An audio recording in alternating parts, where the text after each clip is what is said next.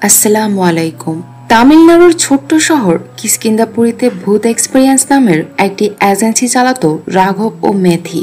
মানুষকে বিভিন্ন ভুতুড়ে জায়গায় নিয়ে গিয়ে আর্টিফিশিয়াল ইফেক্ট দিয়ে সাজানো ভৌতিক অভিজ্ঞতা দিত তাদের এজেন্সি।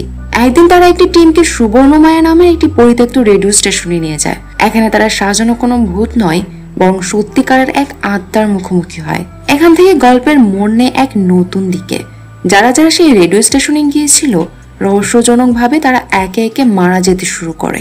রাঘব ও মেথি কি পারবে এই আত্মার রহস্য ভেদ করতে? কে সেই আত্মা যে একে একে খুন করছিল সবাইকে? কিংবা কি রহস্য রয়েছে সেই রেডিও স্টেশনে? তাই জানতে চলেছি আমাদের আজকের মুভিতে।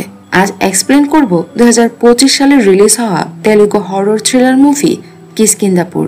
তো চলুন আর দেরি না করে চলে যাই মুভির গল্পে। মুভির কাহিনী শুরু হয় তামিলনাড়ুর একটি ছোট্ট শহর কিষ্কিন্ধাপুর থেকে। এখানে সুবর্ণমায়া নামের একটি পুরনো রেডিও স্টেশন আছে। এটি অনেক দিন থেকে বন্ধ পড়ে আছে। আজ অনেক দিন পর এই 6 জন লোক রেডিও স্টেশনটিতে এসেছে। অন্ধকারে মোম হাতে তারা যখন রেডিও স্টেশনটি দেখছিল, হঠাৎ একটি রুম থেকে তারা কান্নার আওয়াজ শুনতে পায়। ভয়ে ভয়ে তারা সেই রুমে গিয়ে সেখানে কাউকেই দেখতে পায় না। হঠাৎ কোনো অদৃশ্য শক্তি একজনকে নানাভাবে মারতে থাকে। এটি দেখে বাকি 5 জন সেখান থেকে পালানোর চেষ্টা করে, কিন্তু তারা বের হবার আগেই রুমের দরজা আপনা আপনি বন্ধ হয়ে যায়। ওই সময় একটি পুরনো রেডিও চালু হয়ে যায়। সেখান থেকে অদ্ভুত কিছু আওয়াজ শুনতে পায় তারা সেখান থেকে বের হবার অনেক চেষ্টা করে, কিন্তু কিছুতেই তারা দরজা খুলতে পারে না। ওই সময় একটি ভীমরোলের ঝাঁক সেই রুমে এসে সবাইকে কামড়াতে শুরু করে। ভীমরোলের বিষে এই 6 জন সবাই মারা যায়। সিন এখানেই কাট হয়। এরপর সিন চলে যায় এই ঘটনার 24 বছর পর। এখানে একটি প্রাচীন মন্দির আছে। এই মন্দিরে আজ পূজা উৎসব চলছিল। সেই উপলক্ষে চলছিল মেলা। হঠাৎ মেলায় আগুন লেগে যায়। অনেক মানুষ ছোটাছুটি শুরু করে। মন্দিরের পাশে একটি বানর আগুনে আটকে পড়ে যায়। রাঘব নামের এই ছেলেটি আগুন নিভিয়ে বানরটিকে আগুন থেকে রক্ষা করে। পরের সিনেই মেয়েটিকে দেখানো হয়। মেয়েটির নাম মেথি। রাঘব ও মেথি লিভ ইন রিলেশনশিপে আছে, তাই তারা একসাথে এক বাড়িতেই থাকে। তারা দুজনে ভূত এক্সপেরিয়েন্স নামে একটি এজেন্সি চালায়। এই এজেন্সির কাজ হচ্ছে হন্টেড হিসেবে প্রচলিত বিভিন্ন পুরনো বাংলোয় লোকজনকে নিয়ে গিয়ে আর্টিফিশিয়াল ইফেক্ট ব্যবহার করে রিয়েল ভূত দেখার এক্সপেরিয়েন্স দেয়া। এই জন্য আগে থেকেই তারা সেসব সাইটে সব অ্যারেঞ্জমেন্ট করে রাখতো। আজ তাদের কাছে 7 জনের একটা পার্টি এসেছে। তারা সেই রেডিও স্টেশনে যেতে চায় ভূত এক্সপেরিয়েন্স নেওয়ার জন্য।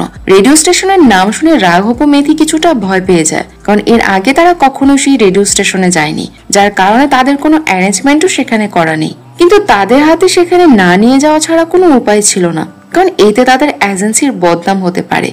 এই 7 জনের টিমে একটা ছোট বাচ্চাও ছিল। সে তার বাবা মার সাথে ভূত দেখতে এসেছে। রাঘব ও মেথি একটি গাড়িতে করে সবাইকে রেডিও স্টেশনের কাছে নিয়ে আসে। সেখানে এসে তারা দেখে যে রেডিও স্টেশনের মেইন দরজায় মস্ত বড় একটা তালা ঝুলছে। দেখে মনে হচ্ছিল যে রিচুয়াল করে দরজাটি বন্ধ করা হয়েছে, কারণ দরজায় লাল কাপড় ও তন্ত্রমন্ত্র আঁকা বিভিন্ন ছবি তারা সেখানে দেখতে পায়।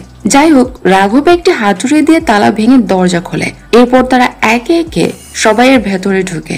এরপর রাঘব ভয় দেখানোর জন্য একটি মিথ্যে ভূতের গল্প সবাইকে শোনায়, কিন্তু তার গল্প শুনে কেউ ভয় না পেয়ে বলে, আরে ভাই, আমরা এখানে সত্যি সত্যি ভূত দেখতে এসেছি, তোমার বানানো গল্প শুনতে নয়, আমাদেরকে ভূত দেখাও। রাঘব তখন বুঝতে পারছিল না যে সে কি করবে, কারণ ভূত দেখানোর মতো অ্যারেঞ্জমেন্ট তো সেখানে করা ছিল না। তখনই হঠাৎ রেডিও স্টেশনের লাইট ফ্লিকারিং করা শুরু করে।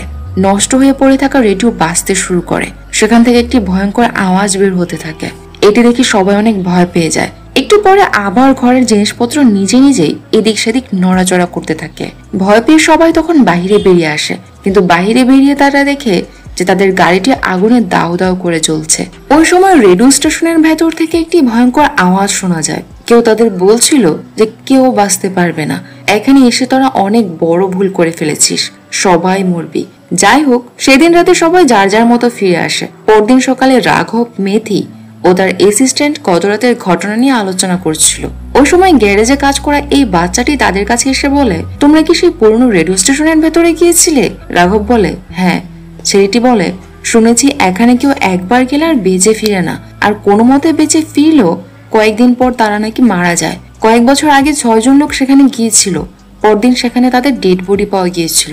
তোমরা এক কাজ করো, বাঁচতে চাইলে তোমাদের গত রাতের পরনে সব কাপড় চোপড় আগুনে জ্বালিয়ে দাও আর পবিত্র পানি দিয়ে গোসল করে নাও। এতে কালো ছায়া তোমাদের কোনো ক্ষতি করতে পারবে না, ছেলেটির কথা শুনে রাঘব তেমন পাত্তা দেয় না। সে মনে করে যে ছেলেটি হয়তো এসব কাহিনী কারো কাছে শুনেছে। কিন্তু মেথি ও তাদের অ্যাসিস্ট্যান্ট চন্দন কিছুটা ভয় পেয়ে যায় যদি সেই কালো ছায়া সত্যি সত্যি তাদের মেরে ফেলে। ওই দিন রাতে মর্গেশ ও শ্রীধর নামের দুজন লোক রাঘবের সাথে রেডিও স্টেশনে গিয়েছিল।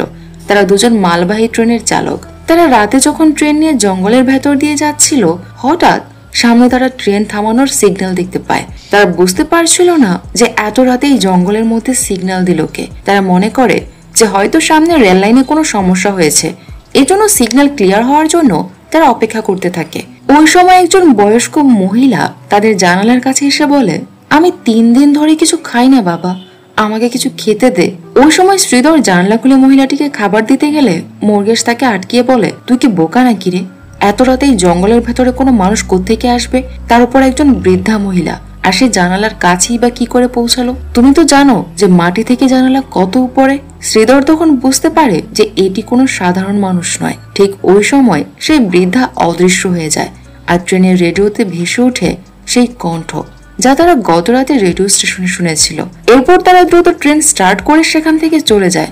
তারা চলে যাবার সময় ভয়ঙ্কর কণ্ঠে কেউ তাদের নাম ধরে বলছিল, তোমরা বাঁচতে পারবে না, মরতে হবে তোমাদের। পরদিন সকালে রাঘবদের সাথে রেডিও স্টেশনে যাওয়া সেই ছোট্ট মেয়েটি রাঘবের বাড়িতে আসে। সে তার পকেট থেকে একটি পার্স বের করে রাঘবকে দেখায়। রাঘব মেয়েটিকে জিজ্ঞেস করে যে এটি কার পার্স আর সে এটি কোথায় পেয়েছে।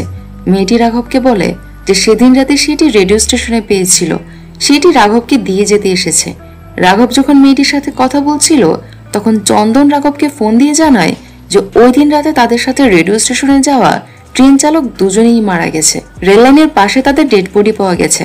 তাদেরকে খুব নিষ্ঠুরভাবে মারা হয়েছে। এটি কোনো মানুষের কাজ হতে পারে না, নিশ্চয়ই কোনো আত্মা তাদের খুন করেছে। রেললাইনের পাশে যেখানে থেকে তাদের ডেড বডিগুলো পাওয়া গিয়েছে সেখানেও তার আশেপাশে পুলিশ অনেক ইনভেস্টিগেশন করেছে, কিন্তু তারা সেখানে কোনো ক্লুই খুঁজে পায় না। এই খবর জানতে পেরে রাঘব রেল লাইনের পাশে যায় যেখান থেকে ডেড বডিগুলো পাওয়া গিয়েছিল। সেখানে গিয়ে রাঘব দেখতে পায় যে তাদেরকে মারার পর ডেড বডিগুলো দিয়ে একটি বিশেষ সিম্বলের মতো আঁকা হয়েছিল। এই রেল লাইনের পাশে রাঘব একটি ছোট ডোবাও দেখতে পায়। এই ডোবা থেকে একটা বিকট দুর্গন্ধ আসছিল। এরপর রাঘব আবারও সেই রেডিও স্টেশনের পাশে যায় এর রহস্য জানার জন্য। সেখানে সে 1998 সালের কিছু পুরনো নিউজ পেপার খুঁজে পায়। আরো কিছুক্ষণ খোঁজাখুঁজির পর ফ্লোরে সে একটি টর্চ লাইট দেখতে পায়। সেই টর্চ লাইট দিয়ে সে রুমের দেয়ালে সেই একই রকম সিম্বল আঁকা দেখতে পায় যেমনটা ডেড বডি গুলো দিয়ে আঁকা ছিল। রাঘব বাড়িতে ফিরে সেই সিম্বলটির ব্যাপারে খোঁজ নিয়ে জানতে পারে যে সিম্বলটি উল্টো স্বস্তিকা সিম্বল। হিন্দু ধর্মের স্বস্তিকা চিহ্নকে মঙ্গলের চিহ্ন মনে করা হয়, কিন্তু উল্টা স্বস্তিকা চিহ্ন দিয়ে অমঙ্গল বা মৃত্যু বোঝায়। ঠিক ওই সময় তাদের রুমে থাকা রেডিওটি আপনা আপনি বাজতে শুরু করে। রেডিওতে ভয়ঙ্কর কণ্ঠে কেউ বলছিল যে 11 জন থেকে 2 জন মারা গেছে, আরো বাকি 9 জন, তোরাও সবাই মরবি, এবার পালা বীরাভদ্রের। রাঘবের তখন মনে পড়ে যে সেদিন তাদের সাথে বীরাভদ্র রেডিও স্টেশনে গিয়েছিল। রাঘব বুঝতে পারে যে এবার হয়তো বীরাভদ্রকে টার্গেট করা হয়েছে, তাকে তাদের বাঁচাতেই হবে। পরের সিনে সেই বীরাভদ্রকে দেখানো হয়। সে একটি কনস্ট্রাকশন সাইটে ওয়ার্কারের কাজ করে। কাজ শেষ করে ড্রিঙ্ক করার সময় কিছু দূরে সে কিছুর আওয়াজ শুনতে পায়। সে আওয়াজ শুনে সে ওইদিকে যায় দেখার জন্য যে সেটি কিসের আওয়াজ। কিছু দূর এগিয়ে যাবার পর সে একটি মেলে দেওয়া শাড়ি দেখতে পায়, কিন্তু শাড়িটির কাছে যাওয়া মাত্রই শাড়িটি গায়েব হয়ে যায়। এদিকে রাঘব বীরভদ্রের ব্যাপারে খোঁজ নিয়ে দৌড়ে তার কাছে আসছিল। এদিকে বীরভদ্র মনে করে যে ড্রিঙ্ক করে তার নেশা চড়ে গেছে, এই জন্য সে আবার ফিরে যেতে পেছনে ফিরে দেখে যে তার মারা যাওয়া স্ত্রীর আত্মা হাতে একটি হামার নিয়ে দাঁড়িয়ে আছে। তাকে দেখে বীরভদ্র অনেক ভয় পেয়ে যায়। আত্মাটি বীরভদ্রকে বলে, আমি তোমাকে আমার সাথে নিয়ে যেতে এসেছি, চলো আমার সাথে, লাফ দাও এখান থেকে। বীরভদ্র তখন পালাতে চাইলে আত্মাটি হাতের হামার দিয়ে তার মাথায় আঘাত করে উপর থেকে নিচে ফেলে দেয়। নিচে পড়ে বীরভদ্রর মৃত্যু হয়। রাঘব অনেক চেষ্টা করেও তাকে বাঁচাতে পারে না। এর পরদিন রাঘব সেই ছোট্ট বাচ্চাটির খোঁজ নিতে তার বাড়িতে যায়, কিন্তু মেয়েটি রাঘবের কাছে রেডিও স্টেশনের কথা শুনে ঘাবড়ে সেখান থেকে চলে যায়। এরপর মেয়েটির মা রাঘবকে বলে, সেদিন রাতের পর রেডিও স্টেশনের নাম শুনলেই রানী ভয় পেয়ে যায়। আমি এই রেডিও স্টেশনের ব্যাপারে কিছু খোঁজ খবর নিয়েছিলাম। 35 বছর আগে একজন লোক এই রেডিও স্টেশনটি এখানে চালু করেছিল। বিদ্যা নামের একটি মেয়ে রেডিওতে ভয়েস দিত, কিন্তু এক রাতে জানি না কি হলো মেয়েটি হঠাৎ মারা যায়। এর কয়েক বছর পর 6 জন লোক আবার সেই রেডিও স্টেশনে যায়। পরদিন তাদের সবার ডেড বডি পাওয়া গিয়েছিল। শোনা যায় প্রতি রাতে সেই রেডিও স্টেশনে অদ্ভুত সব আওয়াজ আসে।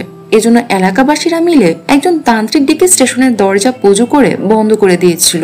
এই দরজা সেদিন রাতে আবার আমরা খুলেছিলাম, না জানি কপালে কি কি খারাপ লেখা আছে। এরপর রাঘব বাড়িতে এসে সেদিন রাতের ভিডিও ফুটেজ চেক করে। এই ফুটেজে রাঘব দেখে যে সেদিন রাতে প্রথমে ট্রেনের চালক দুজন স্টেশনের ভেতরে প্রবেশ করে, তারপর প্রবেশ করে বীরভদ্র, আর তাদের পেছনে ছিল রানী, অর্থাৎ সেই ছোট্ট মেয়েটি। রাঘব বুঝতে পারে যে আত্মাটি সিরিয়ালেই খুন করছে, তার মানে এবার পালা রানীর। সে দ্রুত তার বাড়িতে আসার জন্য বেরিয়ে পড়ে। এদিকে আমরা দেখি যে আত্মাটি রানীর উপর অ্যাটাক করে ফ্যানের সাথে তাকে ফাঁসিতে ঝুলিয়ে দেয়। কিন্তু এবার রাঘব সময় মতো সেখানে পৌঁছাতে পারে।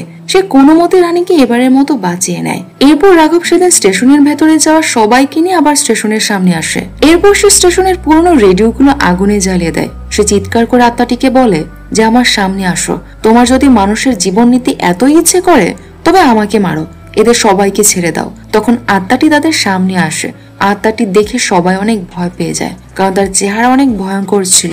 কিন্তু রাঘব আত্মাটি দেখে অনেক অবাক হয়, কারণ আত্মাটি ছিল একটি ছেলের। এতক্ষণ সে ভেবেছিল যে আত্মাটি রেডিওতে ভয়েস দেওয়া বিদ্যার আত্মা, কিন্তু না, এ তো একটি ছেলের আত্মা।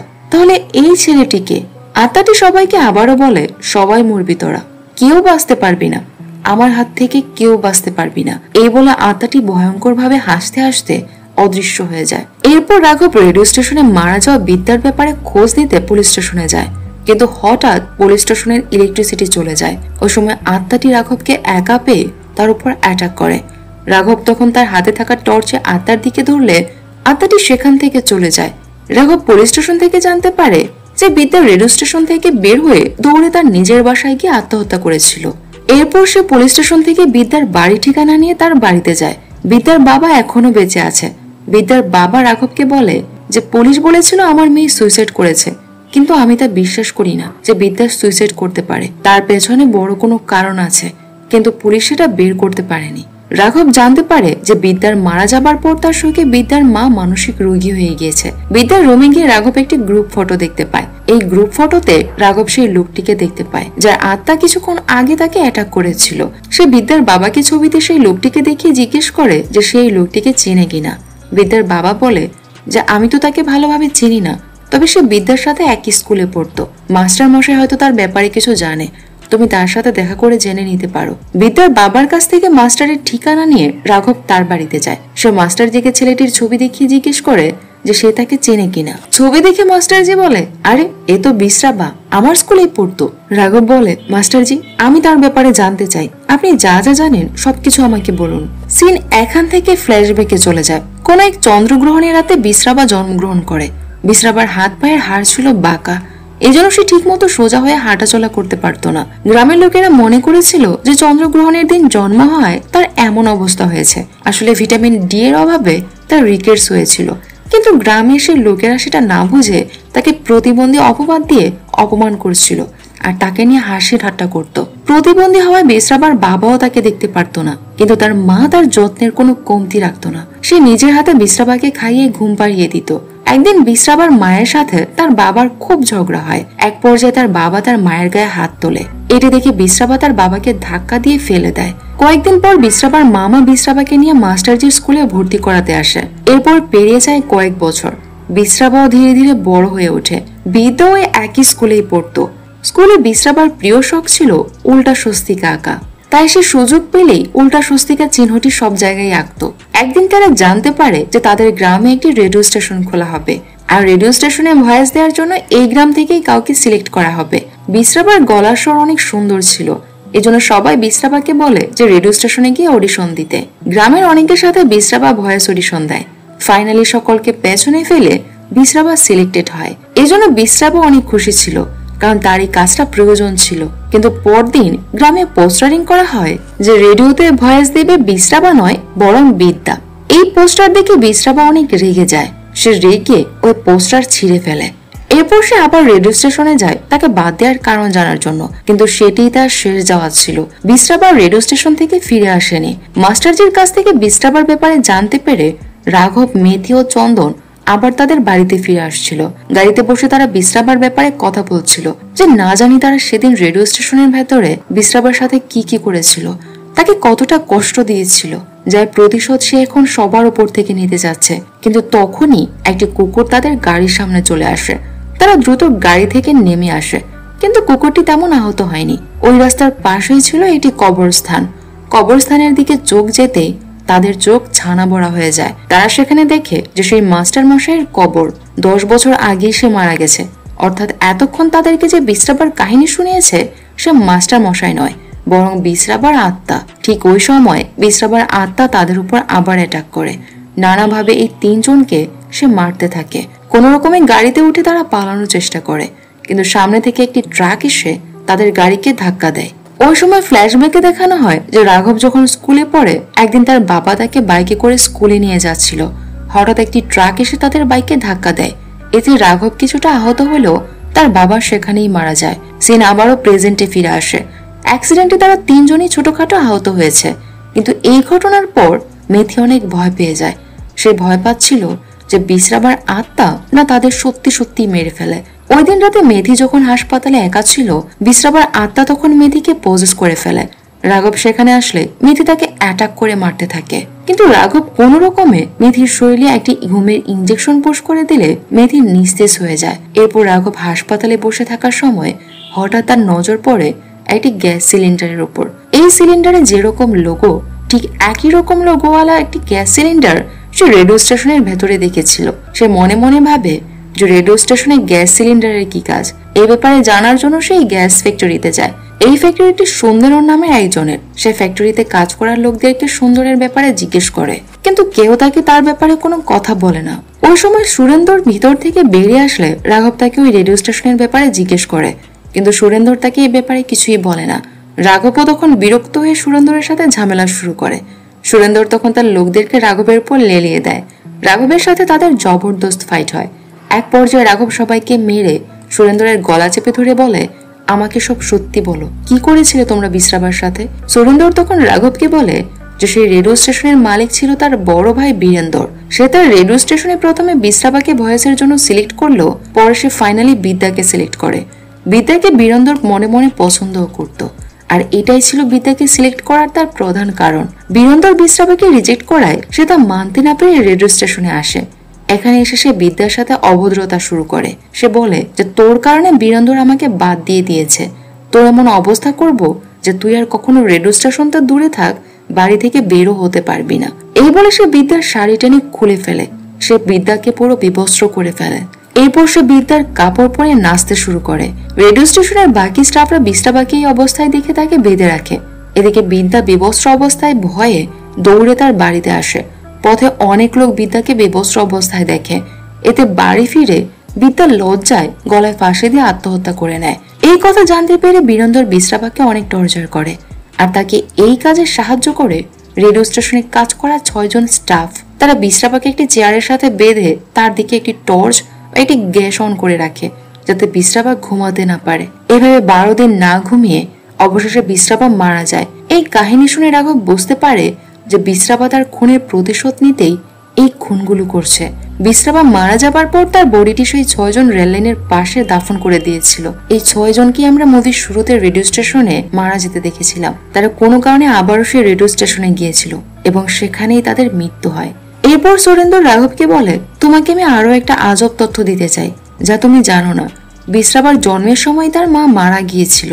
তার বাবাও তার কোনো যত্ন নিত না। বাসায় একা থাকতে থাকতে একসময় বিশ্রাবা মানসিক রোগী হয়ে যায়। ঘরের নানান জিনিসের সাথে সে কথা বলতো, কারণ তার সাথে আশেপাশের কেউই কথা বলতো না। একদিন সে তার মায়ের একটি আয়না খুঁজে পায়। এই আয়নার ভেতরে সে তার মায়ের ছবি ইমাজিনেশন করে তার সাথে কথা বলতো। তার বাবা এসব দেখে খুবই বিরক্ত হতো এবং সে রাগে একদিন আয়নাটি ছুঁড়ে ফেলে দেয়। এতে সে মনে করে যে তার বাবা তার মার সাথে প্রচন্ড ঝগড়া করছে, আর এক পর্যায়ে সে তার মাকে মারছে। এজন্য সে তার বাবাকে ধাক্কা দিয়ে ফেলে দিয়েছিল। অর্থাৎ বিশ্রাবা পুরোপুরি সাইকো হয়ে গিয়েছে। রাঘব বলে, বিশ্রাবার আত্মাকে শান্ত করার কি কোনো উপায় নেই? সুরিন্দর বলে, আগের বার যে তান্ত্রিক বাবা বিশ্রাবার আত্মাকে কয়েদ করেছিল তার সাথে কথা বলে দেখা উচিত, সে হয়তো কোনো সাহায্য করতে পারবে। সুরিন্দর রাঘবকে সেই তান্ত্রিকের কাছে নিয়ে গেলে তান্ত্রিক রাঘবের হাত স্পর্শ করে সব জেনে যায়। সে বলে, তালা ভেঙে রেডিও স্টেশনে প্রবেশ করার সাথে সাথেই বিশ্রাবার আত্মা মুক্ত হয়ে গেছে। তাকে আটকাতে হলে তার পছন্দের ও ব্যবহার করার জিনিস আমার কাছে নিয়ে আসো, তাহলে আমি আবার তাকে আটকাতে পারবো। এরপর রাঘব বিশ্রাবার বাড়িতে গিয়ে তার ব্যবহার করা রেডিও ও গলায় পড়া একটি তাবিজ খুঁজে পায়। সে সেগুলো তান্ত্রিকের কাছে নিয়ে আসে। বিশ্রাবার আত্মা তখনও মেথিকে পজেস করে রেখেছিল। একসময় মেথি রাঘবকে অ্যাটাক করে, কিন্তু রাঘবের হাতে পবিত্র মন্ত্রপুত ব্রেসলেট থাকায় সে রাঘবের কোনো ক্ষতি করতে পারে না। এটি বুঝতে পেরে রাঘব তার ব্রেসলেটটি খুলে মেথির হাতে পরিয়ে দেয়। এতে বিশ্রাবার আত্মা মেথিকে ছেড়ে এবার রাঘবের ভেতরে ঢুকে যায়। বিশ্রাবার আত্মা তখন রাঘবকে মারার জন্য তার নিজের হাত দিয়ে নিজের শরীরে আঘাত করতে থাকে। এই জন্য তান্ত্রিকের কথা মতো রাঘবকে বেঁধে রাখা হয়, যাতে সে নিজেকে আঘাত করতে না পারে। এদিকে তান্ত্রিক বিশ্রাবার তাবিজ ও রেডিও নিয়ে পূজা করে আত্মাকে কয়েদ করার চেষ্টা করে। অনেক চেষ্টার পর তান্ত্রিক আবারও রাঘবের শরীর থেকে বিশ্রাবার আত্মা বের করে কয়েদ করতে সক্ষম হয়। আর এভাবেই একটা পাগল আত্মাকে চিরদিনের জন্য কয়েদ করে সে রেডিও স্টেশনকে কালো ছায়া মুক্ত করা হয়। মুভির শেষ সিনে দেখা যায় যে বিশ্রাবা যখন আয়নে তার মায়ের সাথে কথা বলতো, তখন তার মায়ের আত্মা সেখানেই থাকতো, অর্থাৎ সে তার মায়ের আত্মার সাথেই কথা বলতো। আর এই সিনের মধ্য দিয়েই মুভিটি শেষ হয়ে যায়। তো মুভির গল্প আপনাদের কাছে কেমন লেগেছে তা কমেন্টে জানাতে ভুলবেন না। সবাই ভালো থাকবেন, সুস্থ থাকবেন আর আমাদের সাথেই থাকবেন। আল্লাহ হাফিজ।